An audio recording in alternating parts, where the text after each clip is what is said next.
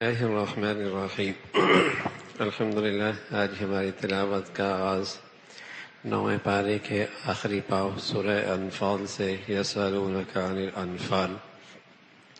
غنیمت کا مال اسلامی زندگی اور تاریخ میں پہلی مرتبہ غزوہ بدر ہوا، مسلمانوں کے ہاتھ غنیمت کا مال ہوا، اس کی تقسیم کے بارے میں مسئلہ درپیش آیا۔ گھوڑے والوں کو زیادہ حصہ ملے، پیدل چلنے والوں کا حصہ زیادہ ہو، پیچھے کمک پہنچانے والوں کا حصہ کتنا ہو، تو بتایا یہ اللہ اور اللہ کا رسول کا حق ہے، جیسے چاہیں وہ فیصلہ کریں، اسی کو مسلمان تسلیم کریں۔ پھر ایمان والوں کا تذکرہ فرمایا، سچے پکے ایمان والوں کی 5 خوبیوں کا تذکرہ ہے۔ وہ ان کے دلوں میں خشیت ہوتی ہے، اللہ کا نام لیتے ہیں تو رونگٹے کھڑے ہو جاتے ہیں، ان میں خشیت ہوتی ہے۔ قرآن سنتے ہیں تو ان کا ایمان اور بڑھ جاتا ہے، اور نماز کا اہتمام کرتے ہیں، اللہ کی ذات پہ بھروسہ کرتے ہیں، اپنے مالوں سے اللہ کے بندوں پہ احسان کرتے ہیں۔ اولئک ھم المؤمنون حقا، اللہ گواہی دے رہا ہے یہ سچے پکے ایمان والے ہیں۔ پھر غزوہ بدر کا تذکرہ ہے۔ غزوہ بدر اللہ کی منشا اور چاہت تھی کہ 2 جماعتوں میں مٹھ بھیڑ ہو جائے اور مسلمان اور کافروں کے درمیان ایک ایسا مقابلہ ہو کہ دنیا سر کی آنکھوں سے دیکھے حق والے کون ہیں، باطل کون ہے، تاکہ حق قبول کرنے والوں کے لیے آسانی ہو اور باطل والوں کو بھی یقین ہو جائے کہ یہ باطل ہی ہے۔ تو اللہ نے ایسا انتظام کیا کہ کفار کی نظروں میں مسلمانوں کی تعداد تھوڑی اور مسلمانوں کی نظروں میں کافروں کی تعداد تھوڑی، تاکہ میدان میں مقابلہ ہو۔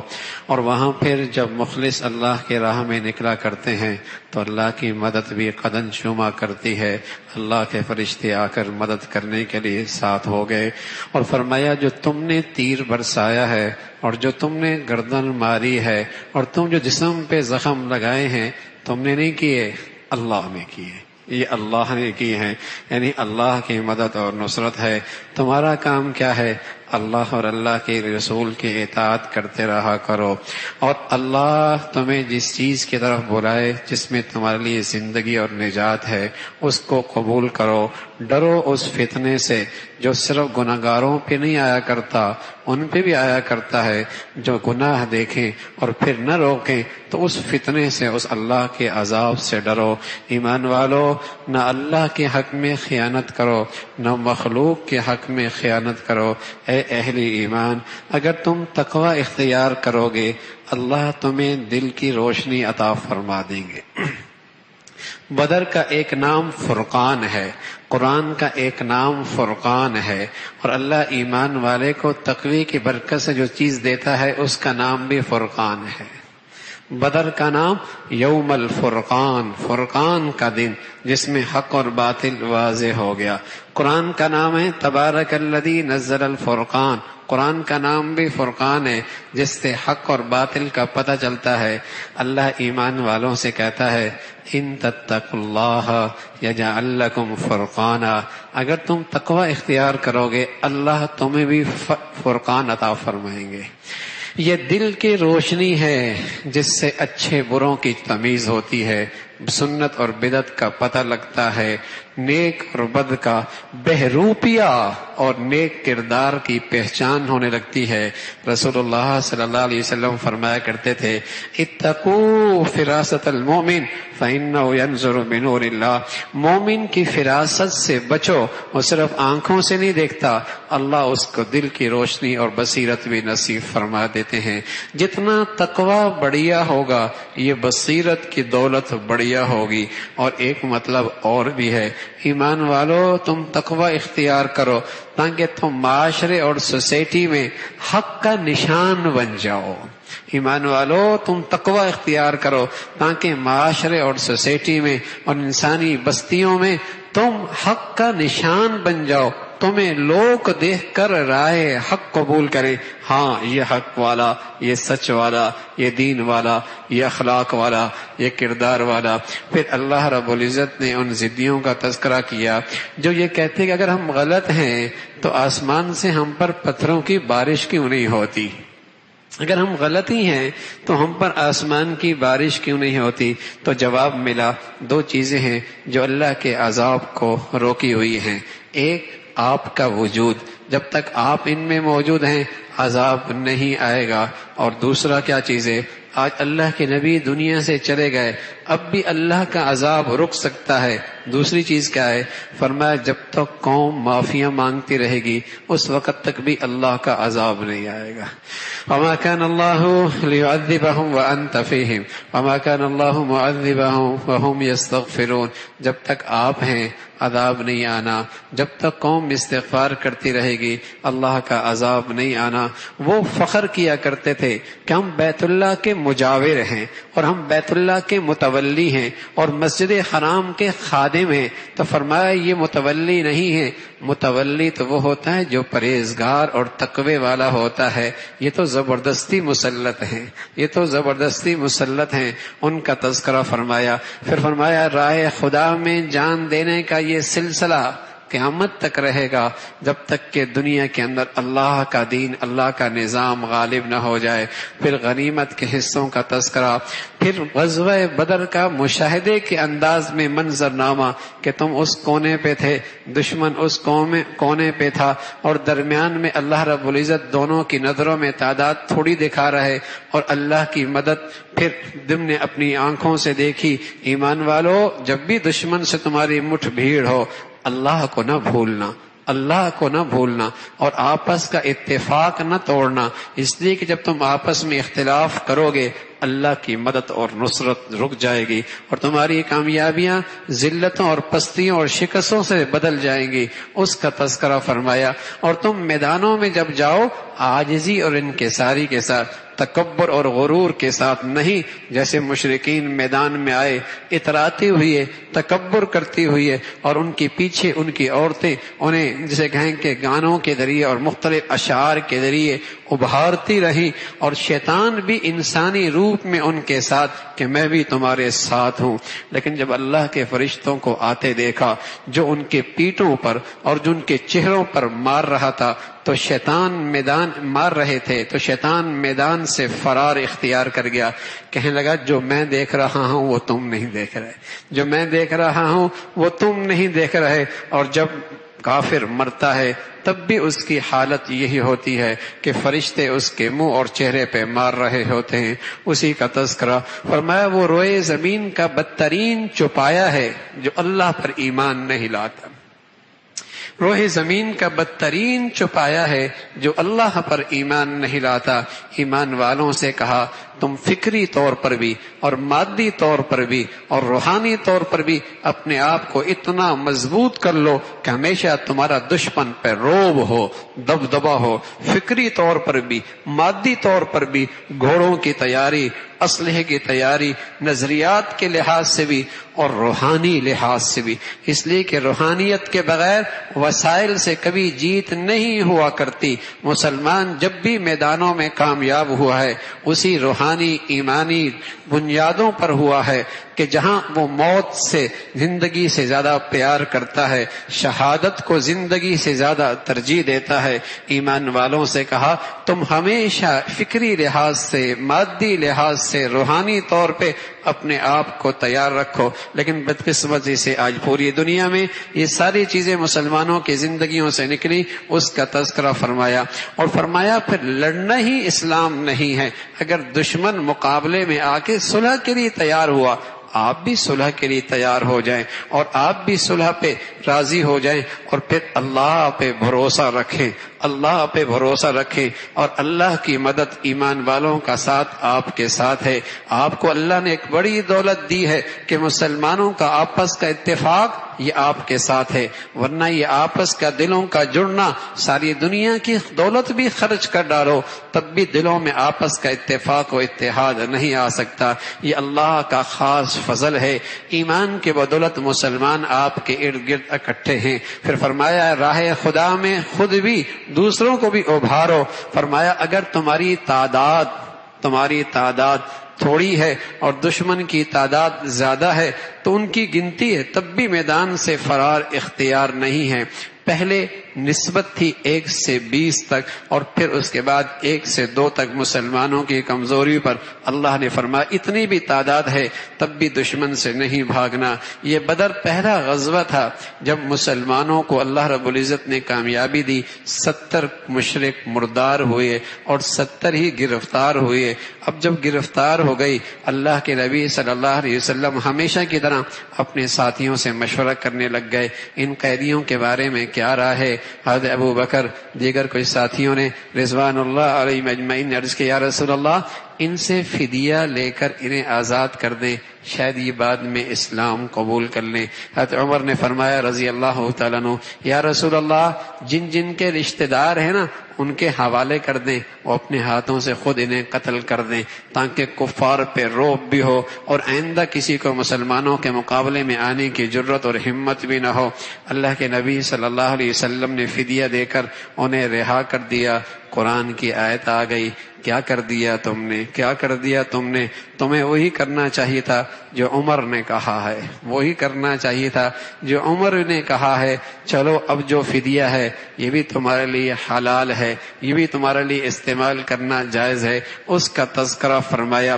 اور اس انداز کا قرآن کی آیات کا قرآن میں آنا یہ خود قرآن کی حقانیت کی دلیل ہے کہ اللہ کے نبی کا بنایا کلام نہیں ہے، ورنہ ایسی آیتیں قرآن میں نہ آتی، ایسی آیتیں قرآن میں نہ آتی۔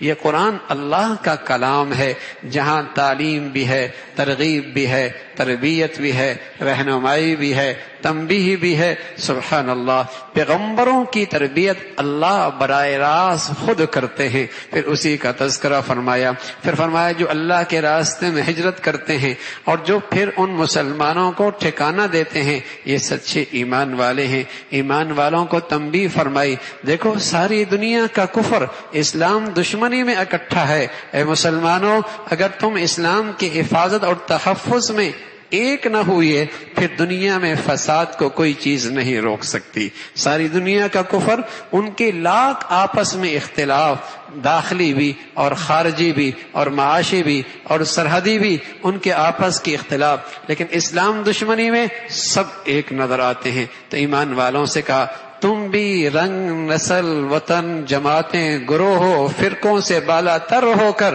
اسلام کی خاطر اکٹھے ہو جاؤ، یہی اسلام کی سربلندی کا واحد راستہ ہے اور اللہ کی مدد اور نصرت کا ذریعہ ہے۔ اسی کا تذکرہ فرمایا۔ پھر سورہ توبہ ہے، توبہ اس لیے رکھا گیا کہ مخلص مسلمان میدان جہاد میں نہ جا سکے، اللہ نے ان کا عذر آسمانوں سے قبول فرمایا، اس کا تذکرہ، اور ساتھ ساتھ ان مشرکین کے ساتھ اور ان اہل کتاب کے ساتھ جو معاہدہ تھا انہوں نے بعد عہد شکنی کی اور مشرکین کے ساتھ مل کر مدینہ کے یہود نے سازشیں کی، ان سے معاہدے کی برات کا اعلان کیا کہ 4 مہینے کی مدت ہے، پھر یہ معاہدہ ہمیشہ کے لیے ختم ہو گیا۔ پھر فرمایا جیسے وہ آپ کو مارنے میں اور قتل کرنے کی سازشیں میں پیچھے نہیں رہتے، آپ کو بھی حکم ہے جہاں ملے انہیں اس کی سزا دیں۔ اور پھر فرمایا مسلمان کفار کو قتل کرتے ہیں یہ بھی اللہ کی ایک رحمت کی شکل ہے، یہ بھی ایک رحمت کی شکل ہے۔ کیسے کہ اس سے بہت سارے کفار کے لیے اسلام میں آنے کا راستہ کھلتا ہے۔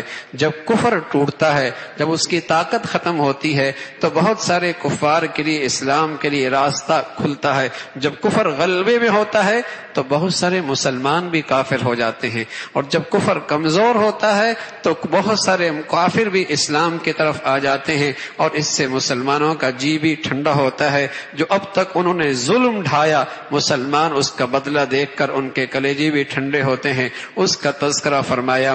پھر فرمایا مشرک لوگ اللہ کے گھروں کو نہیں آباد کرتے، اللہ کو گھروں کو آباد کرنے والے اور اللہ کے گھروں کو آباد بنانے والے یہ ایمان والے ہیں، یہ ایمان والے ہیں۔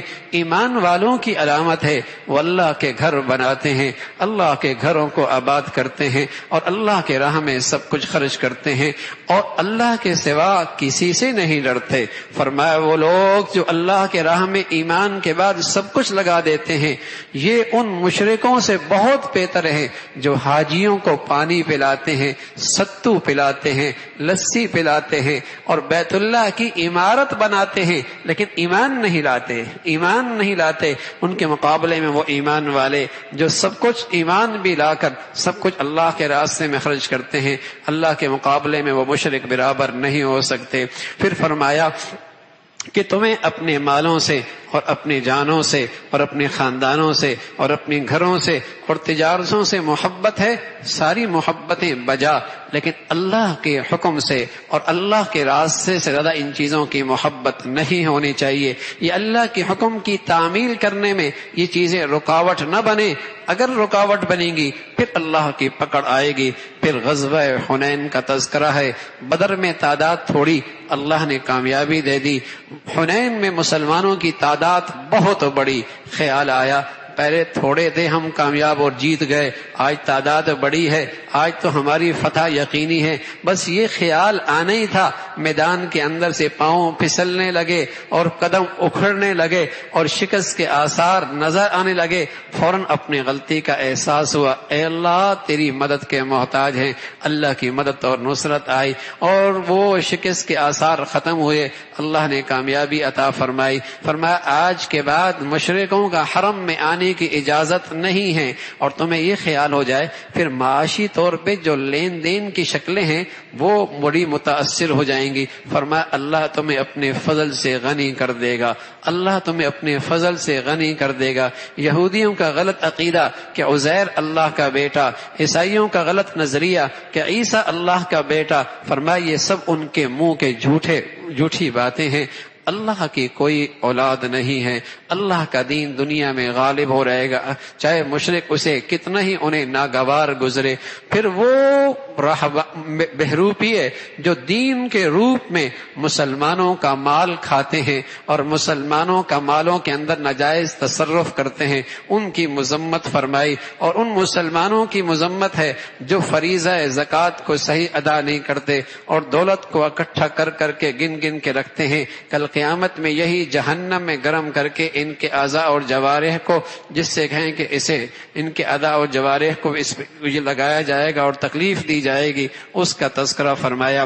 پھر ایمان والوں سے کہا تم اللہ کے راستے میں نکلو، تم نہ نکلے تو اللہ کسی اور کو اپنے دین کی حفاظت اور اپنے دین کی اشاعت اور تحفظ کے لیے کھڑا کر دے گا، تم ہر حال میں اللہ کے راستے میں نکلو۔ اور ساتھ فرمایا وہ منافقین غزوہ تبوک میں منافقین بہانے بنا رہے تھے، ہم جائیں گے روم میں جائیں گے، روم کا حسن ہمیں فتنے میں ڈال دے گا اس لیے ہم نہیں جا سکتے، اس قسم کے بہانے بنا کر وہ میدان کے اندر نہ جا سکے، اللہ نے ان کی مذمت فرمائی۔ پھر اللہ نے ایمان والوں سے کہا کفار کی خوشحالی دیکھ کر اور مال و دولت دیکھ کر اور ان کی عیش و عشرت دیکھ کر تم تعجب نہ کرو، بس اوقات انہی چیزوں میں رکھ کر اللہ انہیں عذاب دینا چاہتا ہے، اس کا تذکرہ۔ پھر فرمایا منافقین اللہ کی نظروں سے وہ گری ہوئی مخلوق ہے کہ پیغمبر اگر آپ بھی ان کے لیے 70 مرتبہ معافیاں مانگیں گے تب بھی اللہ انہیں معاف نہیں فرمائیں گے۔ پھر اللہ نے اپنے پیغمبر سے کہا آج کے بعد آپ نے کسی منافق کی قبر پہ جا کر دعا نہیں کرنی، اس کا جنازہ نہیں پڑھانا، اس کا تذکرہ فرمایا۔ پھر اللہ رب العزت نے فرمایا وہ مخلص ایمان والے جو اللہ کے راہ میں جا نہیں سکتے لیکن حسرت رکھتے ہیں، معذور ہیں، وسائل نہیں ہیں، سواری نہیں ہے، فرمایا ان پر کوئی حرج نہیں ہے۔ حرج تو ان پر ہے کہ فرض ہے جہاد، اگر فریضہ جہاد فرض ہے اور ہر شخص پر فرض عین کی طرح ہے، آج فرض عین کی طرح نہیں ہے بھائی، ہاں نماز کی طرح نہیں ہے، حج روزے کی طرح نہیں ہے، لیکن جب یہ فریضہ فرض عین ہو جائے، یہ فرض عین ہو جائے تو پھر فرمایا پھر کوئی آدمی نہیں جائے تو پھر اس کی مذمت فرمائی ہے، اور اس کی مذمت فرمائی کہ پھر اگر کوئی یہ نہیں کرتا تو پھر اللہ رب العزت کے ہاں اس کی پکڑ ہے۔ اور ان مخلص لوگوں کا تذکرہ فرمایا جو گھوڑے نہ ہونے کی وجہ سے میدان میں نہ جا سکے لیکن ان کی آنکھوں میں آنسو ہیں، کاش کہ یہ فریضے کی ادائیگی میں ہم بھی کرتے۔ اللہ نے ان کی تعریف فرمائی ہے، اللہ عمل کی توفیق نصیب فرما دے۔ وآخر دعوانا الحمدللہ رب العالمین۔